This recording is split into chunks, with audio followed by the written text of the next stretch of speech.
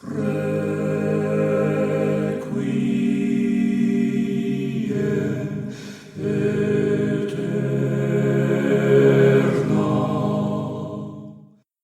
there, this is Brent. And this is Amanda, We are the Unreliable Narrators.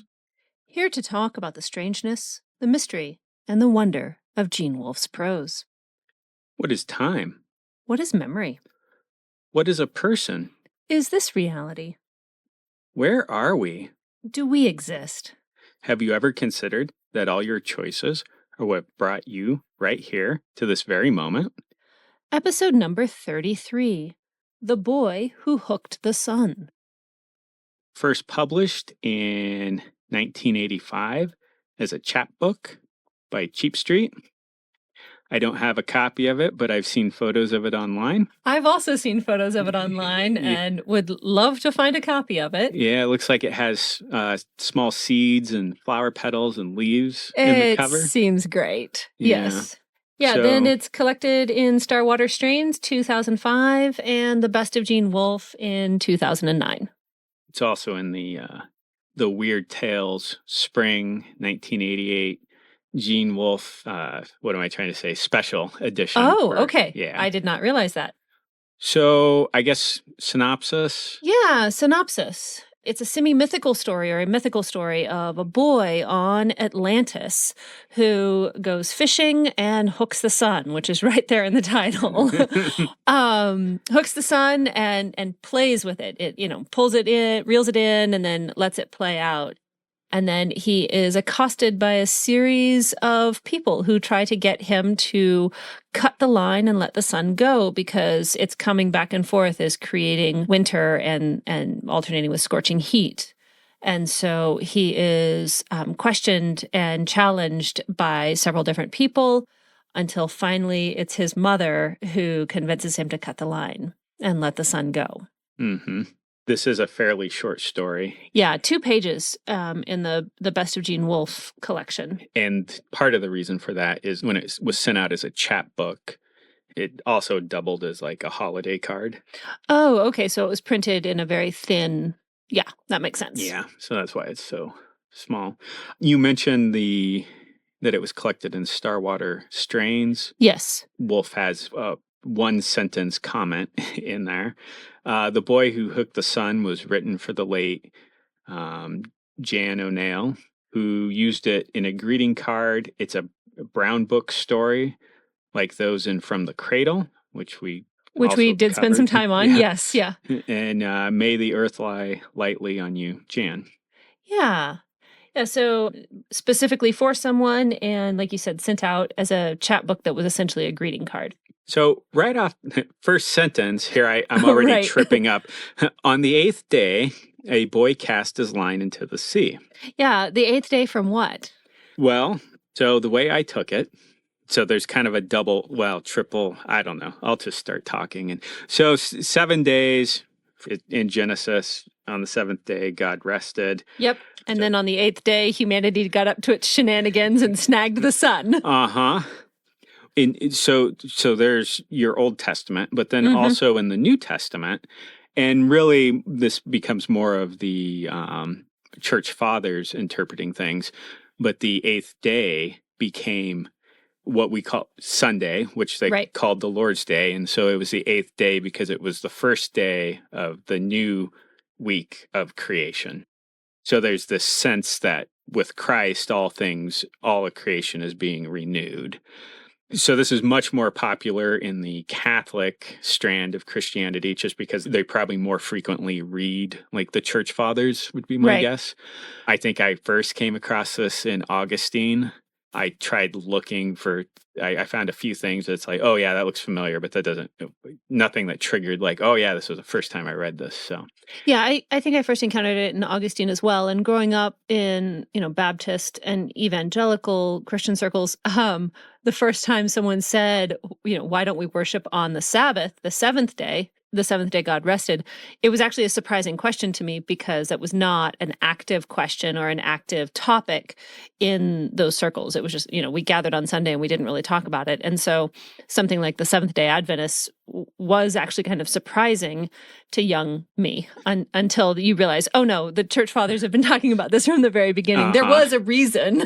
It's just nobody that I knew. So I'll come back to this at the end because I think it kind of ties into a few of the things he says. So the sun on the eighth day was just rising, making a road of gold that ran from its own broad, blank face all the way to the wild coastline of Atlantis, where the boy sat upon a jutting emerald. Yes. So it's a little boy from Atlantis. Yeah, and he's sitting on an emerald. The sun was much younger then and not nearly so wise to the ways of men as it is now. It took the bait. Yeah, what a great opening. It is, and it's signaling it's not science fiction, it's kind of fantasy, but it's a subset of fantasy where it has more in common with something around the campfire from long ago than necessarily what we would think of fantasy now. So, but it just signals all those things, and we get a sense that we are in a different world. Yeah, and because I complained last episode about the poorness of writing, I'm just going to point out here we are 3 sentences into a story, and Wolfe is already doing 4 or 5 things that are excellent prose style.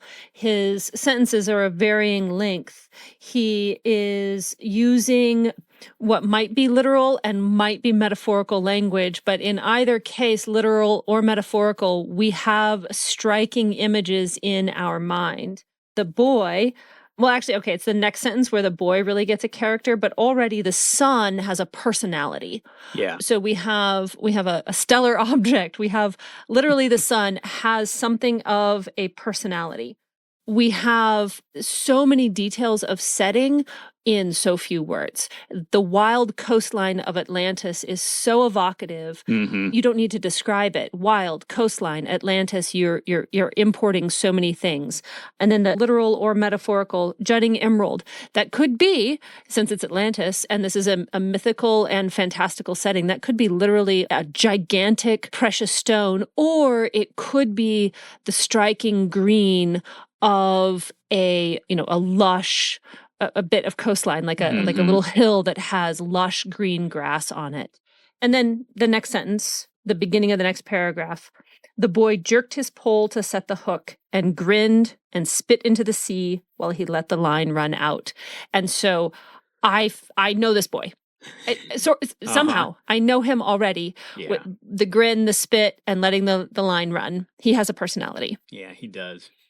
So with Atlantis here, yes, that is a theme Wolfe has returned to several times because it's like fifth head. It is possible that our home was named Atlantis or Mu or Gondwana land.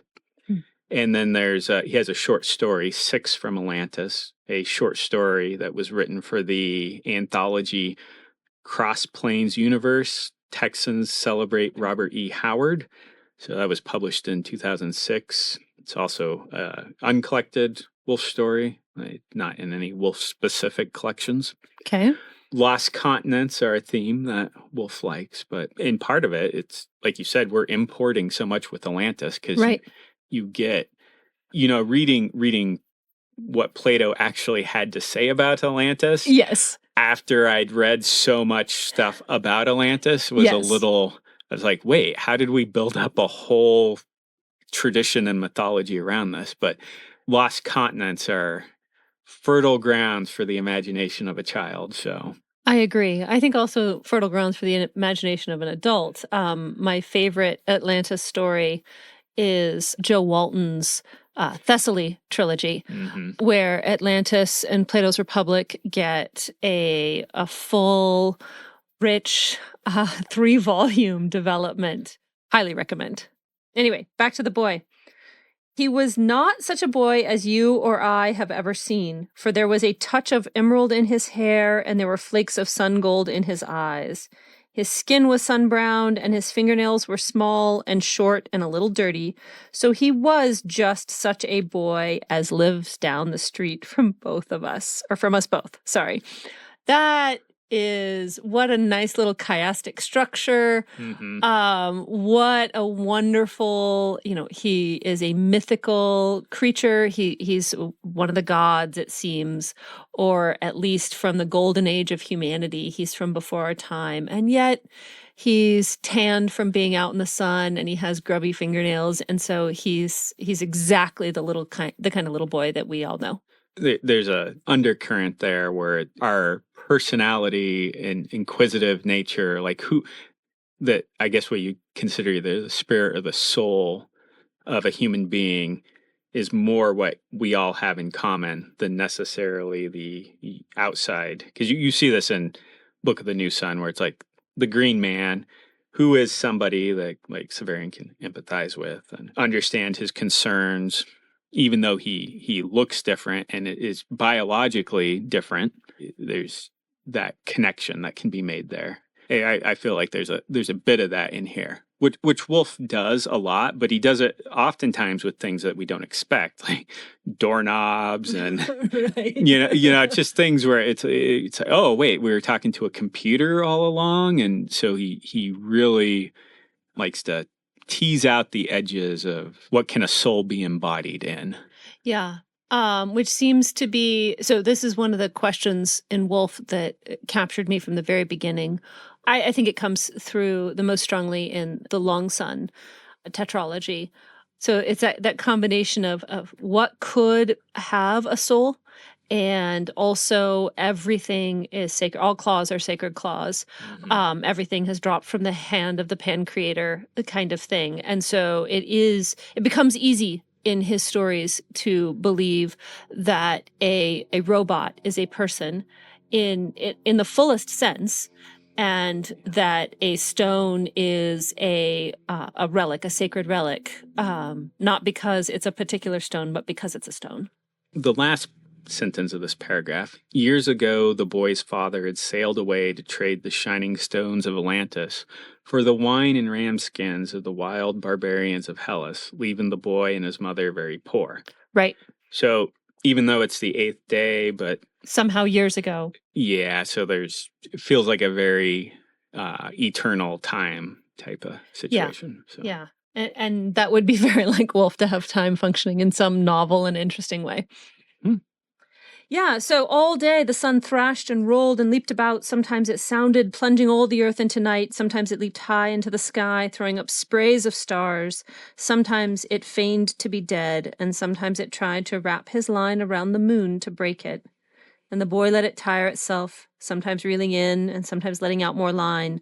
But through it all, he kept a tight grip on his pole. So the boy knows how to fish. Yeah, and I love that. Like it tried to wrap the line around the moon. I know. And it threw up sprays of stars. Uh-huh. Oh, that's classic mythological storytelling, where the physical function of a thing and its mythical significance are so light and free that you can have something be literally something and metaphorically something at the same time. So. And I know I do this a lot, but there's a Lewis line that kind of... Yeah? Who's this Lewis guy? Have we talked about him before? No, we never have. Okay, C.S. Lewis. But yeah, I believe it's in the Voyage of the Dawn Treader, where they go to the island and there's the star. Yes. Oh my goodness. And they say, oh, in our world, stars are... a flaming ball of gas. Yeah. And it's like, and his response is, well, that's what we're made of. That's not... who. Yeah, he says, even in your world, that's what they're made of. It's not what they are. Yeah, and that's just that merging there of those things and getting to think of things in a different way is... Right, and I think that Wolfe is picking up Lewis's... part of what Lewis's project was, which is a remythologizing of the world that had been, despirited by materialism. Because the direction we tend to hear these kinds of things in our culture is, oh, well, you're 70% water, or, if your chemical compounds, you're $5.75 worth of chemistry. Like if we add up the calcium and the water and the iron that make up you, we could buy you for this. There's this direction of stripping anything and everything, but most especially or most strikingly, humanity of its significance and its worth, its transcendent reality, and reducing it to some materialistic components. And so Lewis is, well, even in your world, that's what they're made of, not what they are. Here. So he gets a visit from several, like a revolving cast of characters here. Yes. So our first one, the richest man in the village, the moneylender, who owned the house where the boy and his mother lived, came to him saying, "You must cut your line, boy, and let the sun go. When it runs out, it brings winter and withers all the blossoms in my orchard. When you reel it in, it brings droughty August to dry all the canals that water my barley fields. Cut your line." Yeah, so he comes in with a stop doing what you're doing because it's costing me money. Yeah. And that's his point. He's arguing with a child too. Yeah, and the boy only laughed at him and pelted him with the shining stones of Atlantis. And at last, the richest man in the village went away. And what's implicit here, and becomes a little more explicit as the story goes on, is he's literally throwing gemstones at the man. So what point is it to be the richest man in Atlantis or the richest man in the village when you're sitting on emeralds? Yeah. You literally have riches beyond belief. And right. Which, again, I mean, not to call up, the end of the Citadel of the Autarch too much here, but, the standing on the beach there and realizing that, the granite and sandstone and, all the various stones of the world are precious. Yeah. So if we're throwing emeralds at the moneylender, maybe this is a little bit St. Paul, look with what large letters I write, but it's pretty great. Yeah. So richest man argues against him. Yep. Cutting into the bottom line. He throws money at him. Yeah, and then the strongest man shows up and threatens to break his neck. And we're told it's because the rich man paid him to come and threaten to, cut your line or I'll break your neck. Yeah, so we have the rich man who's back, but he's in a... Yes, with a proxy. Yeah, with a proxy. So it's the smith who could meet the charge of a wild ox and wrestle it to the ground. Yeah. So that wild ox, and say this is, I like these little things, but it's an aurochs. Yes. Wild, the non-domesticated, the wild precursor to our modern cattle. Yeah, that didn't die out until the 16th century in Europe. Yeah, so the last one died in Poland. So yeah, and all of our listeners know, of course, that there is currently a breeding program to resurrect that wild genetic material in existing domesticated oxen. Right? We all know this. Well, yeah, one of them, there's been several because there's the heck cattle. Yeah. And then I forget what the other ones, where they're trying to backbreed. And Yep. And using modern DNA technology to try and identify the particular genetic markers. Yeah. And so these are large creatures too. Oh, yes. So. If you look at illustrations of an aurochs versus a domesticated ox, that's very, very different animals. Yeah. The other thing too is in the Bible, most of the time when you read wild ox, this is the creature you should be thinking of because it was native to the Middle East too. So yeah, and if anyone's ever had the misfortune to be trapped in a pasture or a corral with a domesticated bull, that's a frightening experience. I can't imagine an animal that's half again larger or maybe even twice as large and undomesticated. Yeah. So yeah. But the boy is not intimidated by this strong man, the smith. The boy only laughed at him, so we have the repetition of laughter, and pelted him with the shining stones of Atlantis. And when the strongest man in the village seized him by the neck, he seized the strongest man in return and threw him into the sea, for the power of the sun had run down the boy's line and entered into him. Yeah, that's like physical violence, but then it's the power of the sun has made him stronger. It's like even the transgressive act of hooking the sun has benefited the boy. Yeah, yeah. And now, so we've had the richest man and the strongest man, and now it's the cleverest man in the village, the mayor, who could charm a rabbit into his kitchen. I love that line. Why would you love that line? Well, it's just it's a good line, and I actually do like rabbits. Like rabbits are kind of my thing. This is narrator voice breaking in. Listeners, Brent does love rabbits. Brent, would you tell our listeners what is the largest number of rabbits that you have owned at one time?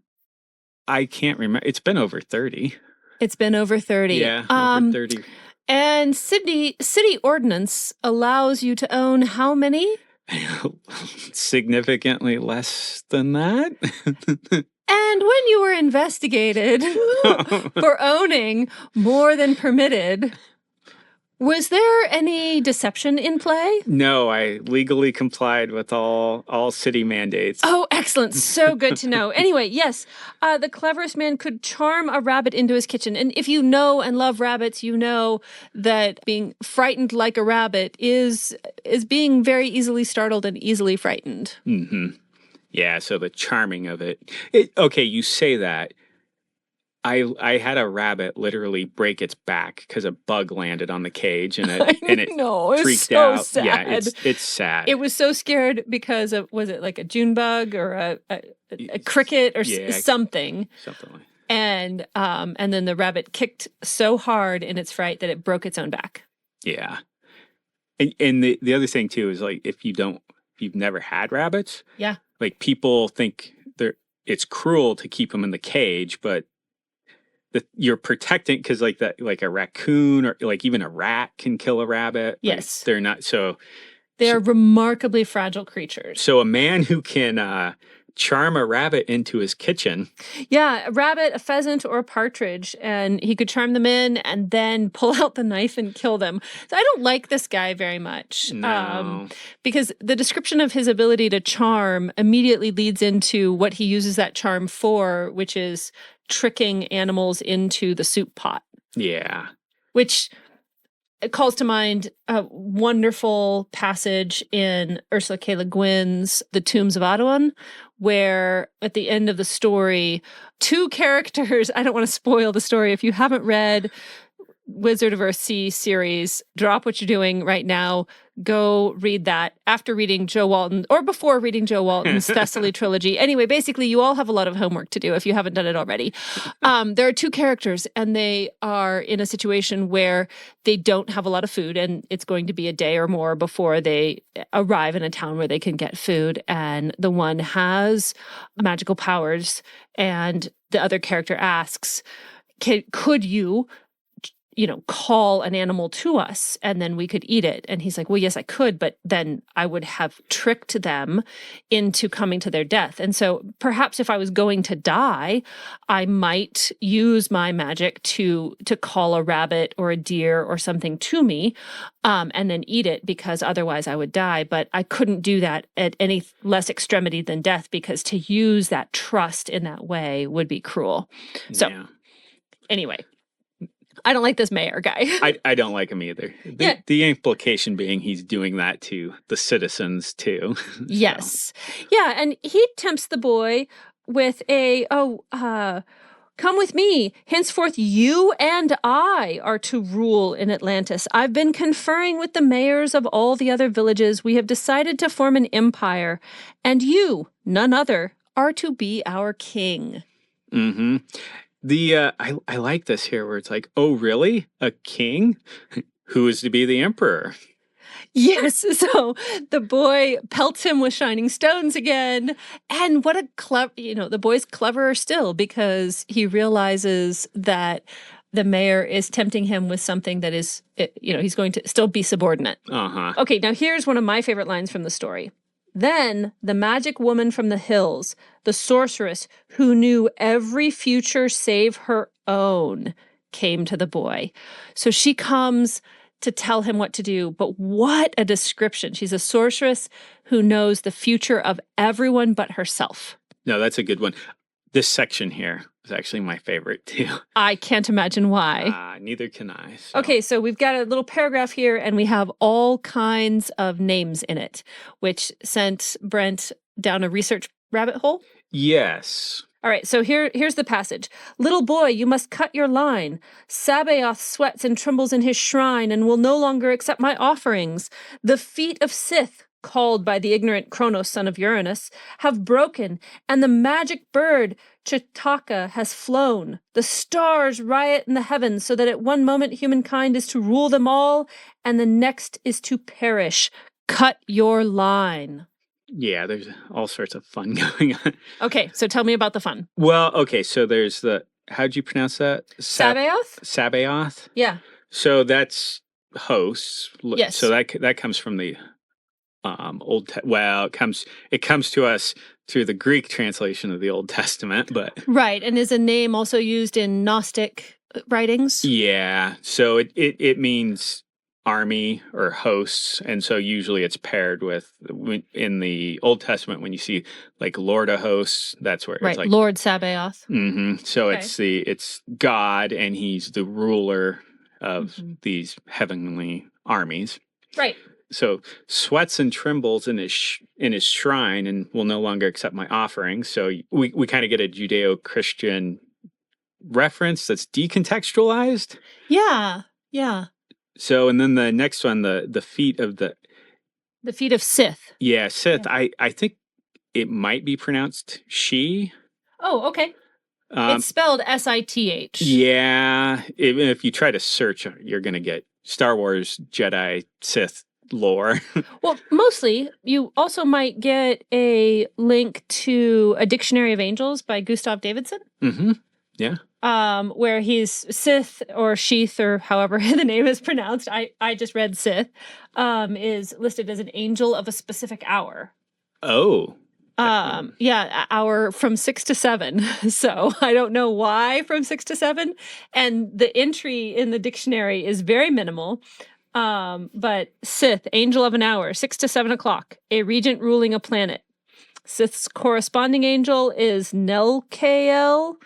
And then there's a reference in H.D.'s poem Sages, and then a Kabbalah text. So, yeah. So I don't know how to pronounce it, but an angel. Well, and I could be wrong here because like a Kushi is like a fairy hound. All right. So I was thinking it was she, and then the called by the ignorant Kronos, sons of Uranus. Right. So I think what we're getting there is a earth imagery, like nature spirits. Which makes a lot of sense. Although I wouldn't have put it past Wolfe to have Dictionary of Angels on his shelf and have looked up a name. Well, if anything, there's probably a confluence of things here that I probably missed many tributaries upstream. Okay. So, but then where it's the feet have broken, it's like the other feet of clay. Which comes from Daniel. Right. But that's usually a term you get where it's like rulers have feet of clay. It's like the meaning, it's largely been taken in like English culture is it's like, oh, well, everybody, no matter how, because it's like gold and silver and right, iron. The head and the shoulders and yeah, but then you get to the bottom and it's feet of clay, so it's like the statue can tumble down because when it's struck. Right. It was an odd phrasing there because it right. So we have the hosts, we have the fairies potentially, and then the magic bird. Yeah. Chautauqua has flown. And then I think there's a reference a couple of paragraphs down that mentions the bird again, opens his mouth to the sky and drinks wisdom with the dew. So this is a bird that drinks the dew specifically. So it could be a couple of different birds. The leading candidate is the Jacobean cuckoo. Okay. So it's from Africa, the Middle East, and India. All right.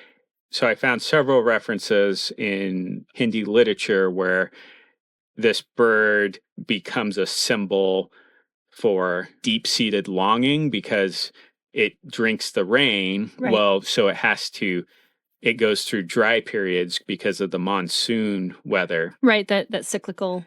Yeah, so if you have a bird that can only drink during certain times of the year and then it has to go without drinking. Wow, okay, so I'm doing a C.S. Lewis again here. I've been rereading some C.S. Lewis, so he's on my mind, but what I was going to say is if you've read his Argument from Desire, this bird fulfills a similar role in Indian literature. So even just the reference of that can be to like this deep-seated longing for something. Okay. I like that reference to the bird. Did you do any investigating into how and why Wolfe would have known about it? Because I found a connection that I'm quite excited about. Oh, did you? Yeah. If you search for information about the Chautauqua bird, you'll find, information about what bird it is and where it sits in Hindu mythology. But there is on page 78 of Gustave Flaubert's, I'm sorry, The Temptation of St. Anthony. There's a quote on page 78 that is, I receive knowledge directly from heaven like the bird Chautauqua, who quenches his thirst only in the droppings of the rain. From the very fact of my having knowledge of things, things no longer exist. For me now there is no hope and no anguish, no goodness, no virtue, neither day nor night, neither thou nor I, absolutely nothing. Yeah, I think we know that Wolfe read and recommended Temptation of St. Anthony. Yes, he did. And I'm sitting here shaking my head because I literally just purchased the book a month or two ago.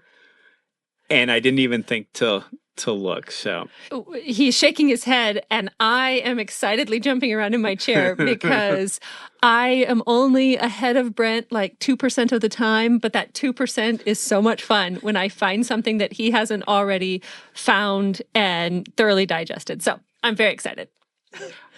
Can't believe I missed that one. But... Yeah. Well, anyone who's a real Wolfe fan would know. Wow. Now we're gatekeeping Wolfe fandom. Yes, clearly. Episode 33, we went off the rails. Oh, okay. I'm glad you found that because I think that's a definite, yeah, we know he read that and recommended it. So yeah, how do we know that he recommended it? In a Christmas card to Dan. Oh, yes. He mentioned it and said, if you haven't read it yet, like, go find a copy. Go find a copy and read it. Yeah. So he read it. That's probably where that reference came from. And I didn't know much really about the significance of it, but I did know where it came from. So the boy only laughed at her. So he laughs at the magic woman, the sorceress, and pelted her with the shining stones of Atlantis. And this is the fourth mention we have of him doing it.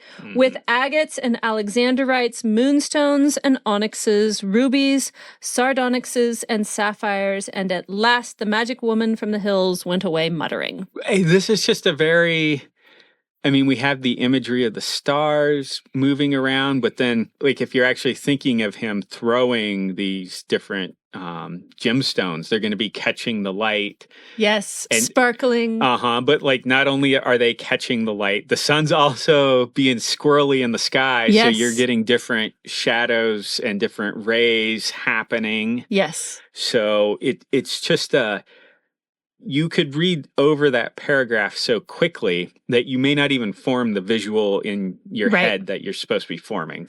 Yeah. And then I just want to point out this is Wolfe's literary style is so, so good. So he is doing the kind of thing that happens in a mythological story. He is repeating an image, which is the boy pelting a person with the shining stones of Atlantis. And he uses the precise phrasing each time. And then he expands on it with these details that then recontextualizes that repetition that we've had. And so he is inhabiting that, mythological mode, that sort of fairy tale mode.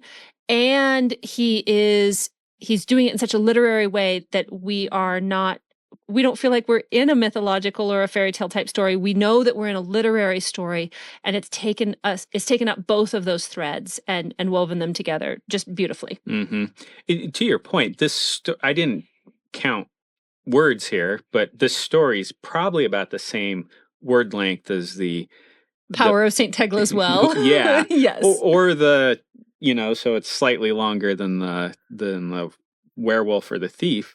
But your critique there is we have no clue where we are. There's like no concrete description. And yet here it's just being layered on. And I know he's sitting in Atlantis and somehow he's hooked the sun, but it's moving around and these people keep coming and talking to him. And it's just, we get a little bit more. And it's like, oh yeah, there's gemstones all over the place. And yeah, so we've had the richest man, the strongest man, the cleverest man, and the sorceress. And now we have the most foolish man in the village, the idiot, who sang songs without words to all the brooks and boasted of bedding the white birch on the hill, came to the boy and tried to say how frightened he was to see the sun fighting the line in the sky, though he could not find the words. But the boy only smiled and let him touch the pole. And after a time, he too went away. And so the boy's reaction to the foolish man is the opposite of his reaction to the people who are trying to control him. Mm-hmm. But he seems to sympathize with the man's fear, but he's still not swayed. No, he's not. And this was something, I'm glad you went through this because the richest, strongest, cleverest, then the allure of magic, which I like occult knowledge, right? Like hidden knowledge. But then the fool or the idiot is presented because in one sense this feels like a temptation scene. Yes, like the temptation of St. Anthony. Oh, wait, no. Okay, go ahead. or of Jesus. Yes, yes. But he's rejected riches, literally rejected strength by throwing it into the ocean. He outwitted the clever man. Yes. With the magic, he laughed and pelted her with stones. And she went away muttering. But the fool comes in and he's in the same context as a temptation, but what he says doesn't sound like a temptation. But it would be the temptation of fear, right? So he's this man's fear could be my fear. Yeah, no, that's a good point.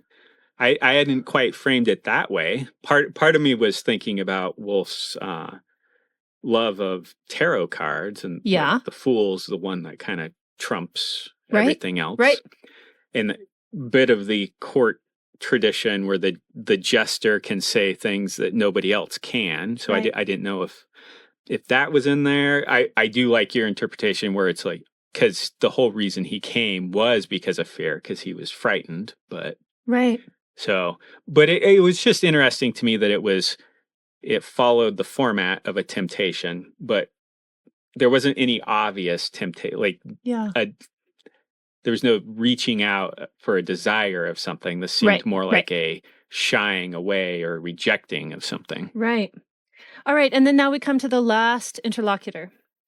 At last, the boy's mother came saying, "Remember all the fine stories I have told you through the years? Never have I told you the finest of all. Come now to the house the richest man in the village has given back to us. Put on your crown and tell your general to stand guard. Take up the magic feather of the bird Chitaka, who opens its mouth to the sky and drinks wisdom with the dew. Then we shall dip the feather in the blood of a wild ox and write that story on white birch bark, you and I."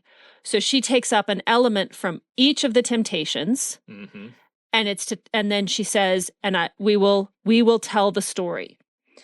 The boy asked, "What is that story, mother?" And his mother answered, "It is called The Boy Who Hooked the Sun." Now, cut your line and promise me you will never fish for the sun again so long as we both shall live. This is so great. It is. And I feel like you were building up to something, and I'm still back on the first paragraph where you read where he brought in, he has the mother bring in something from each one of the powers. Yes. Okay, so let's talk about that. I am building up to something, but the build up is basically just, this is a really great story. Okay. And I think it gives us some insight into Wolfe as a person, but we'll get to that. So the mother brings in these elements. There is a part of me that there's no structure ringing on this, but it was reminding me of Solomon when God came to him in a dream and is like, yes. Oh, you can have whatever you want.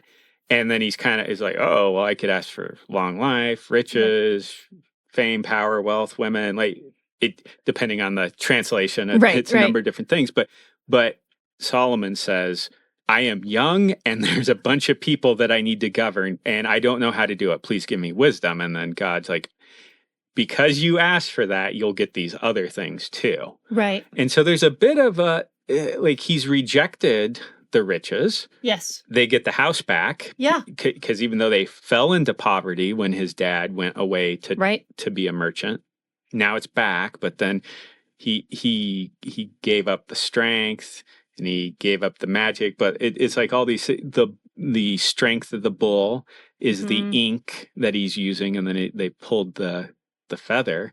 Yeah. And so it's just, so there's a sense that he overcame a test. And so all these things will be added unto him. Yeah. Yeah. Whereas if he maybe failed the test, he would have only got maybe one of the things temporarily. Right. But they all kind of came, it's like with the rich man, like, who's going to be the emperor? Like, yeah, he may have got power, but he's still a tool in somebody else's hand. So. Right. And so now these things will be part of a narrative, part of a story. And the story is his story. Yeah. And his mother's coming alongside him. She is asking something of him, but she is coming alongside him. We together will do this. And he clearly trusts her. Mm-hmm. Yeah. So, thought the boy as he got out his little knife. I love my mother, who is more beautiful than the white birch tree and always kind. But do not all the souls wear away at last as they circle on the wheel? Then the time must come when I live and she does not. And when that time comes, surely I will bait my hook again with the shining stones of Uranus, and we shall rule the stars. Or not. So this feels like a lovely little microcosm of Wolfe and the mother, and Wolfe and mothers. Because I think that life is more complex and subtle and nuanced than most of us would like it to be. And here we have an affirmation of his mother's right to have a claim on him, as well as affirmation of his right to live his own life. So he makes a promise to her knowing that their lives are overlapping, but not commensurate. So the son is not identified with the mother. The son is not coexistent with the mother. Their lives cross. And as she had a life before him, he will have a life after her. And he can freely enter into this shared life where they will be creative and write this story and bring together wealth and strength and magic and beauty. And then he also knows that he has the freedom to live his own separate life. Now, he's literally putting it on a timeline here, but I think that mythologically this is working in I will share things with you and then I will also have my own life, which seems both like dead practical realistic, but also just this is an emotional transition that mothers and children, fathers and children, parents and children have to go through, in that our lives overlap, but then they separate. So you don't want to just simplify this reading down to like. No, that's fine. Okay. So I feel like there was a joke there. There was, but then it gets like so convoluted where it's like, oh boy, you don't want to just simplify this down to like, oh, the son's got to kill his mother. It's like, oh, let's import Freudian terms in here. No, I There's don't want to do that because I don't think that that's how humanity works, and I don't think that's even how the mythologies work. And maybe I'm over reading this because I have sons myself, and they are at that transitional stage of entering into adulthood, and biographically speaking, recently I may have extracted some kind of promise from them about limits of their behavior. Um, won't get too detailed for legal reasons. I'm kidding. No, it just seems to me that negotiation of please don't hurt yourself, child, and please don't hurt the world, because you are infinitely precious to me, and because you are yet too young to understand the ramifications of all of your actions. And I don't blame you for not knowing that, how cause and effect works yet. I know you're growing and developing, and you are comprehending the world the best you can, but I'm asking you to please be more cautious than you feel, but not be so cautious that you don't live your life. Like, threading that needle or walking that line, I find it incredibly challenging as a person myself, both as remembering myself as a teenager, young adult, and now parenting teenagers, young adults. That this brief few paragraphs, the mother and son, I think it's beautifully resonant and shows a realistic sense of a boyish life, a realistic sense of a boy who does love his mother, but is not going to be subsumed into her life while he is still going to honor her. Yeah. No, and I agree with your interpretation. There's a bit of the boyish, like, aha, I got you type thing going on Right. too. But I think the mother left that open there. Yeah. Because the wording is so long as we both shall live. Right. And so it kind of plays on that, like the boy's like, oh, I found a technicality. Right. Which it seems to me like most young teenage boys love technicalities. Tell me about it. But then the thing is by the time he gets to the point where like his mother's passed away, he's going to be in a role likely where if it's not his own children, it's it's nephews, nieces, like friends, Right. kids, he's going to be in a situation where he's going to be looking at something and it's like, this could turn out badly. Right. And because of that relationship, then he can be like, hey, let's get a temporary like agreement here, or here's some advice. And well, and the tone of this and the details of this little negotiation seem to me so human in that they are not the extreme form of like an Oedipal Freudian kind of thing where if I resist someone's authority, I must want to kill them. Or if I dislike my mother's restriction, it must mean that I want to hurt her or destroy her. Because I don't think, when my teenagers are angry with me because I've put a restriction on them that they don't like, I don't think they want to kill or destroy me, not even in a very, sublimated sense. I think that they don't like having authority exercised on them, and they are then finding a way to work through those strong negative feelings, work through those desires, and they're coming to, I hope, a deeper understanding of themselves as people. Just as when I'm dealing with the fact that, my kid isn't doing what I want them to do, okay, what is my impulse to tell them what to do? Is it an impulse to teach them, or is it an impulse to control them? Where does it fall on that scale? What are these things that we're doing? And I don't know. This is a very simple story in one sense, and yet Wolfe presents these details with such elegance that what was evoked for me was a son who loves and honors his mother. I mean, I love my mother, who is more beautiful than the white birch tree and always kind. And so he honors her for her characteristics, even as he says, and then I still will get to be my own person. Yeah. I do think it's interesting there with the who is more beautiful than the white birch tree. Uh-huh. Big part of me was like, wait, are we in a world where the fool really did bed the white birch tree? Well, I think that there is a clear implication that the tree has a dryad spirit in it. Mm-hmm. And whether the fool was able to bed the white birch tree or not, the white birch tree is capable of being bedded. Which, I mean, not too much symbolism here. Then we shall dip the feather in the blood of a wild ox and write that story on white birch bark. Uh-huh. You and I. We might get into some strange interpretations there. But yeah, that he sees her as beautiful and elegant, whether the birch tree is bettable or not. Yeah. Well, part of what it's that childish association of, well, I've heard this. Yeah. But no assessment, no discernment on it, but then still incorporating it into, it's like, oh, well, my mom's more beautiful than this tree. Right. So, which white birch trees are very striking. Yes, they are. So, especially in a pine forest, if you see them at that contrast. So, yeah, so the story's almost over. And so it is that the sun swims far from Earth sometimes, thinking of its sore mouth, and we have winter. But now, when the days are very short and we see the boy's line stretched across the sky and powdered with hoarfrost, the sun recalls Earth and her clever and foolish men and kind and magical women, and then it returns to us. Or perhaps it is only, as some say, that it remembers the taste of the bait.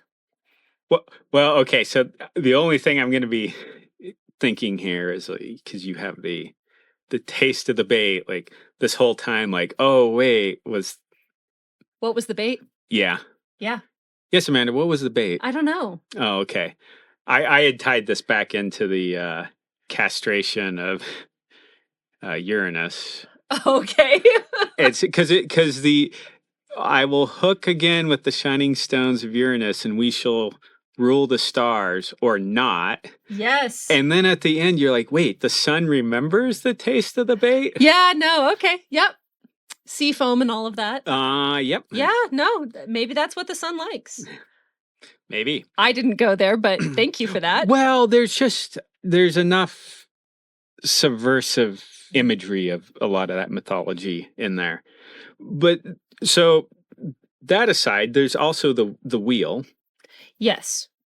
And that one, I almost think that maybe at some point in the future, we should just, after we get further in, set aside an episode or two for this symbolism, because I feel like it comes up so often in Wolfe in so many different ways, because it's the wheel of the sky, the mill, but there's Hamlet's mill. That one comes up quite often. Yeah.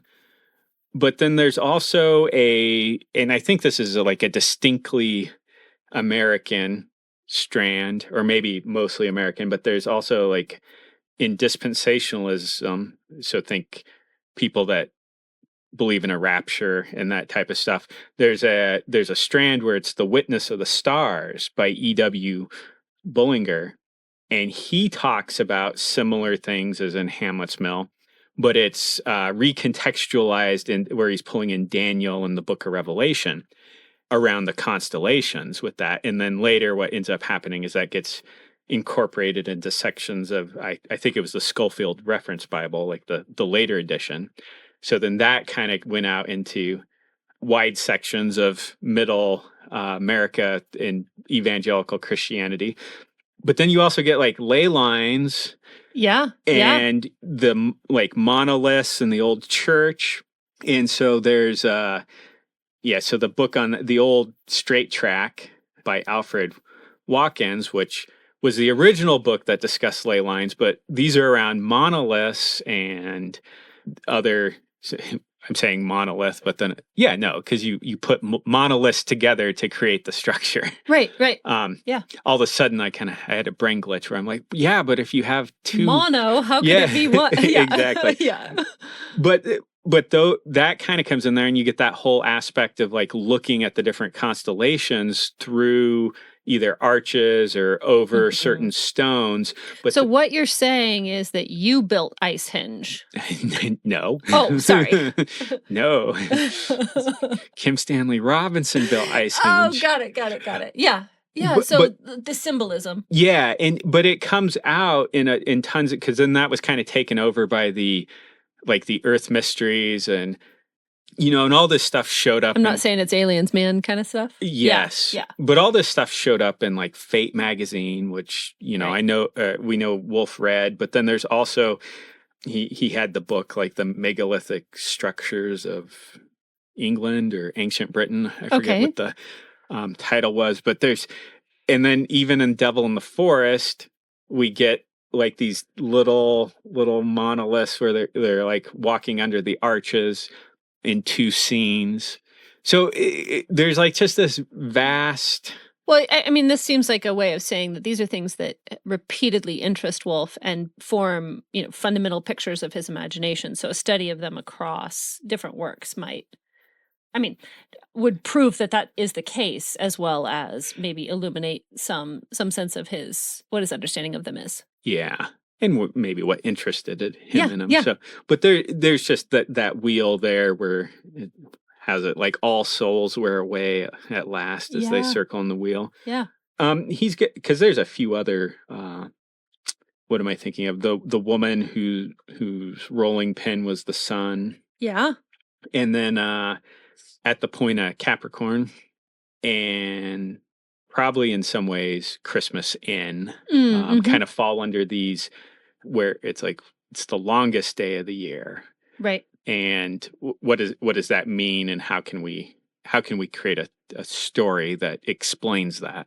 Right. And they each approach it in a different way, because in Christmas Inn, like that one isn't presented as a mythology, but it's maybe working in another modern mythology that isn't the one that's, because at Christmas Inn, you're thinking, oh, it's a Christian one, but it may have more to do with theosophy than it has to. Right. I don't know. He returned to it multiple times. We're not even getting into some of the novels. But, right. This is just in short stories. Yeah. So I don't even know how to, other than saying that, yes, this is here. It will come up again. And probably after we get some more his works under our belt, we could actually do a larger analysis of this theme. Yeah. That makes a lot of sense. Any other comments about the story specifically? Because in Best of Gene Wolfe, it's also followed by an interesting little afterword that I want to talk about too. I do have one. Okay. What's that? I have an answer here, but I'm going to ask this anyway, because I've seen some of this discussion online. But oh dear, maybe I'm not up on the latest. Well, go ahead. No, it's not. I hardly think 30, 40-year-old posts on Earthlist on Earthlist are the latest, but that's fine. I'm sorry, I don't read anything. No, okay, I'll be quiet. But now, when the days are very short and we see the boy's line stretched across the sky and powdered with hoarfrost, so what do you think his line is? The Milky Way? That's what yeah. Oh, okay. Is that what was on Earthlist? Or is that what? Well, that's what some of the questions people had. They weren't sure what that was. And to me, I was like, well, it's the Milky Way. Well, I mean, that's the line across the sky. Yeah. Right? It looks like it's powdered with hoarfrost. Right. Yeah. Yep. I've probably vented about this before, but did you know that there are lots of people alive that have never seen the Milky Way? I read that in an article it was an article about light pollution. And then at the time I was teaching, and I talked to my students, and even though we live in a relatively underpopulated state where we have a national certified dark sky region, as well as just vast stretches of desert where you can go and see, I had a lot of my students had never seen the Milky Way because they had never been somewhere where they could look up at the sky at night without light pollution. Yeah. And that astonished me. So that's what I thought that meant, the boy's line. No, I'm absolutely certain that's what it means. And that also means that he did go ahead and rebait his hook with Uranus's severed testicles and yep, and hooked it again. Yeah. No, I was surprised that there was discussion around it, because it was so obvious to me. I also prefaced before we were recording this that I didn't doubt in any way that Amanda was going to agree with me on what Oh, it yeah. was. No, So, he didn't ask me the question beforehand, and I don't even think I really thought about it until you just asked it. But that just seems natural. yeah. So the afterword. Yeah. So one of the things I really like about the Best of Gene Wolfe collection is that he has comments on every story, and his afterword after The Boy Who Hooked the Sun. This is just fantastic. Every so often, I get optimistic and explain the best method of learning to write to students. I don't believe any of them has ever tried it, but I will explain it to you now. After all, you may be the exception.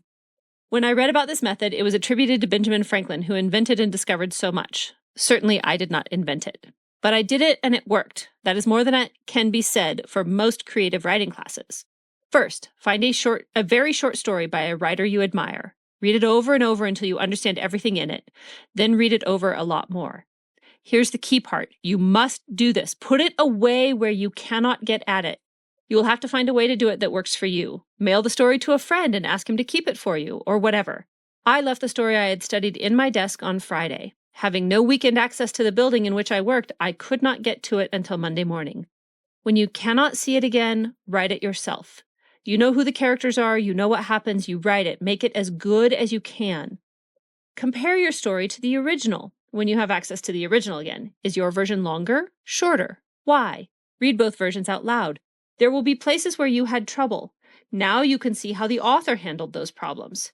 If you want to learn to write fiction and are among those rare people willing to work at it, you might want to use the little story you have just finished as one of your models. It is about the right length. Yep.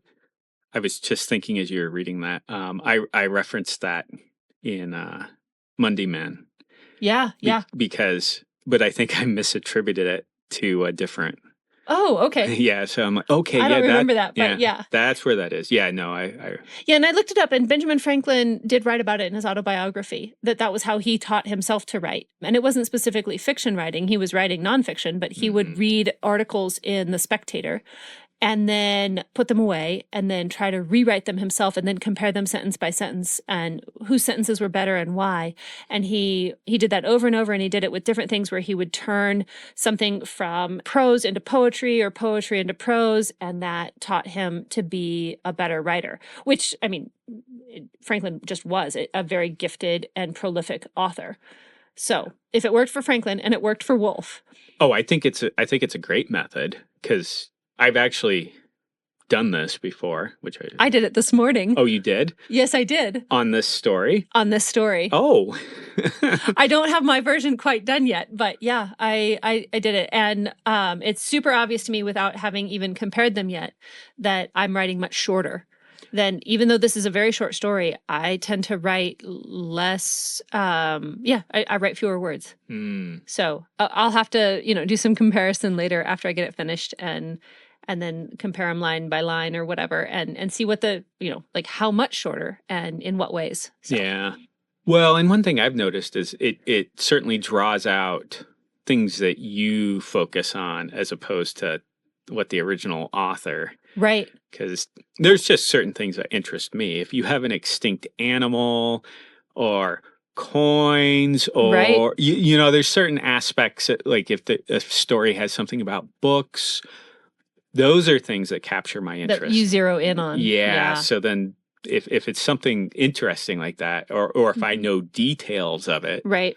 Those things get ballooned up in the rewrite. So yeah, no, and I tend to have, I think, fairly distinct diction in my stories. I write in a, and this is my guess. You've read about as much of my writing as I've ever done, but I do tend to use more archaic constructions, and so I find myself framing stories in such a way that archaic language makes sense in the context of the story. But it is just naturally how I write. Probably a function of growing up on a very limited literary diet of mostly older works, but yeah. Oh, yeah. So even if I'm rewriting a story that doesn't have that kind of thing, then it tends to get in there. All right. Any other comments? No, my closing, for being such a short story, and especially reading this so quickly after the worst werewolf and the worst miracle story, it is just interesting to see what two different authors can do with a similar similar word count. Yeah. And just, I really enjoyed this story. I've read it before several times, but it's, Wolfe has such a large amount of work. And then also I'm reading plenty of other things too. So Right. I feel like I come back to it and it's like, I know what the storyline is, but then I'm like, oh yeah, there's this detail. There's this little Right. element. Like I'd totally forgot about the bird that was in here. Yeah. And this time around, I feel like I just fixated on the bird and I'm like, Yeah. oh, that's a That interesting connection to mythology and yeah. So Yeah. it's I just I'm just wow. Yeah. No, I agree. Reading this, especially after those two not very good stories, and just going through, this is one of the things I love about doing the podcast is the chance to just really focus on a story, because I've read this 3 or 4 times before I even read it for the podcast, and the more time I spend with a Wolfe story, the more I appreciate his art and subtlety. The Unreliable Narrators are Amanda Patchen and Brent Towle. And, as Gene Wolfe said, imagine a man who stands before a mirror. A stone strikes it, and it falls to ruin all in an instant. And the man learns that he is himself, and not the mirrored man he had believed himself to be.